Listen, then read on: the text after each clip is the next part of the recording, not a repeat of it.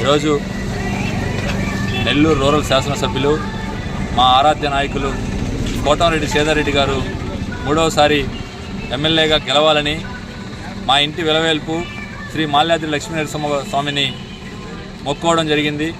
ఆయన భారీ మెజార్టీతో గెలవాలని, వాళ్ళు వాళ్ళ కుటుంబ సభ్యులు ఆయుర ఆరోగ్యాల అష్టైశ్వర్యాలతో ఉండాలని చెప్పి ఆ భగవంతుని కోరుకోవడం, నా కోరిక నెరవేరడం.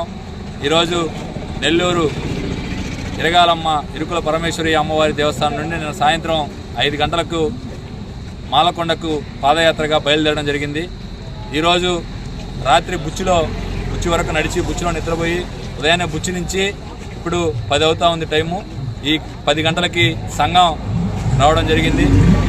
సంఘంలో నా మిత్రులు మదన్ మరియు కార్తీక్, అదేవిధంగా తెలుగుదేశం పార్టీ నాయకులు వాసుదేవన్న మరియు వాళ్ళ మిత్రమండలి అందరూ కూడా ఈరోజు నన్ను పాదయాత్రగా వెళ్తుంటే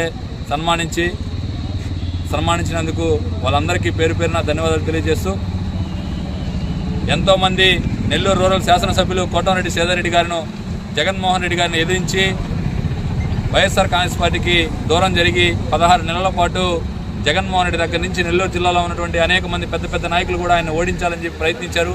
కానీ వాళ్ళ కుట్రలు, వాళ్ళ కుతంత్రాలు, ఆయన రాజకీయ చాణక్యంతో వాళ్ళందరినీ కూడా తిప్పికొట్టి భారీ మెజారిటీ 35,000 మెజారిటీతో గెలవడం జరిగింది. వారి కుటుంబ సభ్యులు ఎల్లవేళలా బాగుండాలని, కోటంరెడ్డి సేదారెడ్డి లాంటి సామాన్య మధ్యతరగతి కుటుంబీకులు, ఆయనది కూడా ఈ సంఘం మండలం పరణుపాలెంలో పుట్టి నెల్లూరు జిల్లాలో 3 సార్లు ఎమ్మెల్యేగా గెలుపొందాడంటే మనలాంటి సామాన్య మధ్యతరగతి కుటుంబీకులందరికీ కూడా కోటంరెడ్డి సేదారెడ్డి ఒక ఆదర్శవంతుడిగా, రాజకీయాల్లో మాలాంటి సామాన్య కార్యకర్తలని తీర్చిదిద్ది రాజకీయ నాయకులుగా తీర్చిదిద్ది ప్రజలకు ఉపయోగపడాలని చెప్పి మమ్మల్ని రాజకీయ నాయకులుగా తీర్చిదిద్దినటువంటి వ్యక్తి కోటంరెడ్డి సేదారెడ్డి.